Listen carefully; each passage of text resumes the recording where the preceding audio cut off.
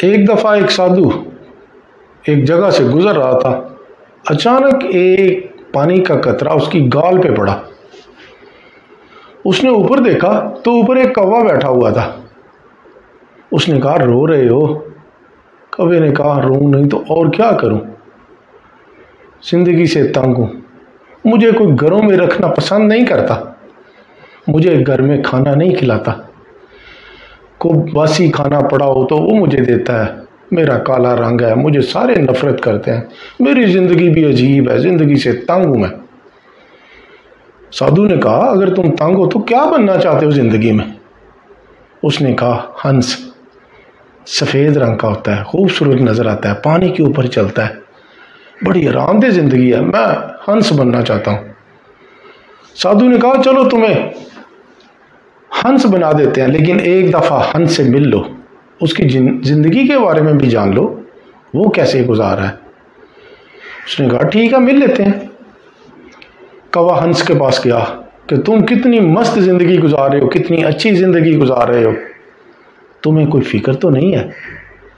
तुम्हारा रंग सफ़ेद है, सारे लोग तुमसे मोहब्बत करते हैं, पानी के ऊपर तैरते हो, तुम्हारी तस्वीरें उतारते हैं, तुम कितनी आरामदेह ज़िंदगी गुजार रहे हो। हंस ने कहा, मैं आरामदेह ज़िंदगी गुजार रहा हूँ? मैं तो ज़िंदगी से बड़ा तंग हूँ। मरने के बाद सफ़ेद हो जाता है, मेरा भी रंग सफ़ेद है, लोग मेरी तस्वीरें उतारते हैं, पानी का रंग सफ़ेद, मेरा भी सफ़ेद, पता नहीं चलता पानी है कि मैं हूँ। मैं ज़िंदगी कहाँ आसान गुजार रहा हूँ, मेरी तो बड़ी अजीब सी ज़िंदगी है, बड़ी तकलीफ़ दे ज़िंदगी है। कौवे ने कहा, इसका मतलब तुम भी तंग हो? हंस ने कहा, मैं भी तंग हूँ। उसने कहा, चलो फिर साधु के पास चलते हैं, वो हमारा कोई ना कोई हल निकालेगा। साधु के पास गए। उसने कौवे से पूछा, हंस से मिल लिया? उसने कहा, जी हंस भी मेरे साथ ही है, हम दोनों ही ज़िंदगी से तंग हैं। उसने कहा, फिर आप दोनों क्या बनना चाहते हैं? दोनों ने कहा, जी हमें तोता बना दें, सब्ज़ रंग होता है, हरियाली में बैठा होता है, वहाँ पे बड़ी अच्छी ज़िंदगी गुजार होता है, लोग घरों में रखते हैं, उसे चूरियाँ खिलाते हैं, उसे खाने अच्छे अच्छे खिलाते हैं, उसे बादाम पिस्ते खिलाते हैं, उसकी तो बड़ी अच्छी ज़िंदगी है। साधु ने कहा, चलो ठीक है, आपको तोता बना देते हैं, लेकिन एक दफ़ा पहले तोते से मिल लो, उससे थोड़ी सी जानकारी ले लो। कहा, ठीक है। दोनों गए, इधर उधर आवाज़ें दी, इधर उधर घूमे, तोते को आवाज़ें दी। फिर तोता सामने जो बैठा हुआ था उससे पूछा, हाँ तुम तो बड़ी मस्त ज़िंदगी गुजार रहे हो, बड़ी अच्छी ज़िंदगी आरामदेह गुजार रहे हो, तुम्हारे हर तरफ हरियाली है, तुम्हारा अपना भी रंग सब्ज़ है, कितने खूबसूरत यहाँ पे लगते हो, लोग घरों में तुम्हें रखते हैं, चूरियाँ खिलाते हैं, बादाम खिलाते हैं, पिस्ते खिलाते हैं। उसने कहा, मेरी ज़िंदगी अजीब है, आप आधे घंटे से यहाँ मुझे आवाज़ें दे रहे थे, हालांकि मैं सामने बैठा हुआ था, जो सब्ज़ रंग है पत्तों का वही मेरा रंग है, आपको यही नहीं पता चल रहा था मैं यहाँ पे बैठा हूँ, मेरी ज़िंदगी तो बड़ी तकलीफ दे है, मैं भी ज़िंदगी से तंग हूँ।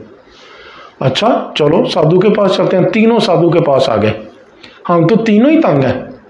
उसने कहा, फिर आप क्या बनना चाहते हो? तीनों ने कहा, हमें मोर बना दे। साधु ने कहा, चलो आपको मोर बना देते हैं, लेकिन एक दफ़ा पहले मोर से मिल लो। वो मोर के पास गए, उन्होंने मोर से कहा, आप कितनी अच्छी ज़िंदगी गुजार रहे हो, आरामदेह ज़िंदगी गुजार रहे हो, लोग आपकी तस्वीरें उतारना पसंद करते हैं, तुम कितने खूबसूरत नज़र आते हो, आपके पंख लोग किताबों में रखना, अलमारियों में रखना, घरों में रखना मुकद्दस गिनते हैं, इनसे बड़ी मोहब्बत करते हैं, आपका डांस देखना पसंद करते हैं, आप कितना खूबसूरत डांस करते हो। उसने कहा, मैं तो ज़िंदगी से बड़ा तंग हूँ, लोग मेरा एक एक पंख जो है वो नोच लेते हैं, मेरी ज़िंदगी की परवाह नहीं करते, वो इसे कहीं बेचने के लिए, अपने पास रखने के लिए मेरा एक एक पंख जो है वो उतारा जाता है, मेरी सांसों की परवाह नहीं की जाती, मैं मर जाता हूँ, मुझे तकलीफ़ देखनी पड़ती है, लेकिन वो मेरा एक एक पंख जो है वो नोच लेते हैं। तीनों ने कहा, आप भी इसका मतलब है तंग ही हो ज़िंदगी से? उसने कहा, जी बिल्कुल, मैं भी तंग हूँ। तो फिर आप क्या बनना चाहते हो? उसने कहा, मैं कौवा बनना चाहता हूँ। कौवे ने कहा, मैं यार पहले ही तंग हूँ, आप कौवा बनना चाहते हो? उसने कहा, कौवे से कहा मोर ने, क्या आपने चिकन बिरयानी के बारे में सुना है? उसने कहा, सुना है। मटन बिरयानी सुना है? सुना है। और कई किस्मों की बिरयानी सुना है? सुना है। कभी कौवा बिरयानी सुना है? उसने कहा नहीं। उसने कहा आपकी ज़िंदगी को ख़तरा कहाँ है?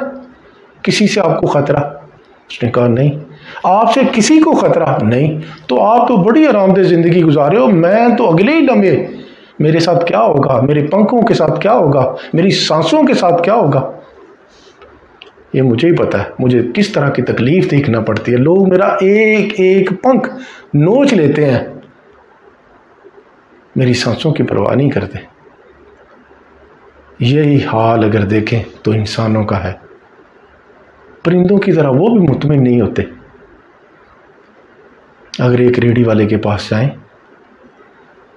तो वो बड़े गिले सुना रहा होता है कि मैं सुबह से शाम तक खड़ा रहता हूँ, मुझे धूप का भी सामना करना पड़ता है, बारिश का भी सामना करना पड़ता है, नींद आ रही होती है फिर भी मजबूरी से यहाँ खड़ा होना पड़ता है, शाम को थोड़े से पैसे कमाता हूँ, घर का गुजर बसर भी बड़ी अजीब तरीके से होता है। उससे पूछा फिर आप क्या बनना चाहते थे, आपको क्या होना चाहिए था अगर रेडी ये इस तरह की मेहनत ना कर रहे होते तो? उसने कहा सरकारी मुलाजिम तो क्या ही बात है, अभी पहली तारीख नहीं आती तनख्वाह उसके अकाउंट में आ जाती है, वो तो बड़ी इजी ज़िंदगी गुजार रहा होता है, मुझे वो होना चाहिए था। उससे पूछा गया सरकारी मुलाजिम से, उसने कहा मैं तो बड़े कर्म में रहता हूँ, मेरी ज़िंदगी कोई आसान नहीं है, अभी 20 तारीख आती है, 25 आती है, तनख्वाह ख़त्म हो जाती है, मुझे इधर उधर से पैसे उठाने पड़ते हैं, शर्मिंदगी का सामना करना पड़ता है, मेरी ज़िंदगी कहाँ आरामदेह है। उससे पूछा गया फिर आप क्या बनना चाहते? उसने कहा आपको बिजनेसमैन होना चाहिए था। कितनी आरामदेह ज़िंदगी गुजारते हैं, उनके बंगले होती हैं, गाड़ियाँ होती हैं, एसी में बैठ के जब एसी में से निकलते हैं गाड़ी में से तो फिर कमरे में चले जाते हैं, वहाँ पे भी एसी लगा होता है, आरामदेह ज़िंदगी है, बड़ी मस्त ज़िंदगी गुजारे होते हैं। बिजनेसमैन से पूछा गया, उसने कहा मैं भी तंग हूँ, मेरे पास बंगले, दौलत, जायदाद, गाड़ियाँ, आरामदेह ज़िंदगी, लेकिन यार मुझे पूछता कौन है। उससे पूछा गया फिर आपको क्या होना चाहिए था? उसने कहा मुझे सियासतदान होना चाहिए था। और यार देखो ना कितने कितने पैसे वहाँ पे लगाते हैं और वो कितने तरक्याती काम करवाते हैं, लोग उनकी तारीफ़ें करते हैं। थाने में फ़ोन करें, किसी एजुकेशन डिपार्टमेंट में सीईओ को करें, कहीं और करें, हर बंदा जो है सियासतदान की बात बड़े कान खोल के सुनता है, खड़े होकर सुनता है, उसकी इज्जत करता है। मुझे तो वो होना चाहिए था। सियासतदान से पूछा गया यार आप तो बड़ी मस्त ज़िंदगी गुजार रहे हो, बड़ी आरामदेह ज़िंदगी गुजार रहे हो, आपके ऊपर फ़ख्र किया जाता। उसने कहा मेरे ऊपर? मैं कितने कितने तरक्याती काम करवाता हूँ, गलियाँ बनवाता हूँ, सड़कें बनवाता हूँ, बड़े बड़े रोड्स बनवाता हूँ, बड़ी बड़ी इमारतें बनवाता हूँ, स्टेडियम बनवाता हूँ, दूसरे काम करवाता हूँ, लेकिन होता क्या मुझे गद्दार कहा जाता है, मुझे बुरा भला कहा जाता है, मुझे करप्ट बंदा कहा जाता है, मेरे घर वालों को शर्मिंदगी का सामना करना पड़ता है। ये भी अजीब ज़िंदगी है। मुझे इससे बेहतर तो था मैं रेडी वाला होता, कम से कम हक हलाल की कमाता है, थोड़ी कमाता है लेकिन वो मुतमिन तो होता है ना, वो आरामदेह ज़िंदगी तो गुजार रहा होता है ना। सेम परिंदों की तरह इंसान भी इसी तरह खुद में मुतमिन नहीं होते, दूसरे को देखते रहते हैं कि दूसरा बड़ी अच्छी ज़िंदगी गुजार रहा है, मुझे तो वो होना चाहिए था, मुझे तो वो होना चाहिए था। क्यों हम अल्लाह के दिए और अल्लाह के किए पे राज़ी नहीं हो जाते कि जहाँ पे अल्लाह ने हमें रखा हुआ है, जिस हाल में रखा हुआ है उस पे हम मुतमिन क्यों नहीं है? हमारे अंदर कंटेंटमेंट क्यों नहीं है? हम सेटिस्फाइड ज़िंदगी से क्यों नहीं है? याद रखो आराम और सुकून में फ़र्क ये है कि आराम जो होता है वो ये जिस्मानी जिस्म के लिए है, जिस्मानी तौर पे आराम है, और जो सुकून होता है वो रूह के लिए होता है। जब रूह मुतमिन ही नहीं होगी, आपके अंदर कंटेंटमेंट नहीं होगी, आप अल्लाह पे राज़ी नहीं हो जाएंगे, उसके दिए उसके किए पे राज़ी नहीं हो जाएंगे, आपकी ज़िंदगी में सुकून नहीं आएगा। अल्लाह पाक हमें खुशियाँ दे और खुशियाँ बांटने की तौफीक दे।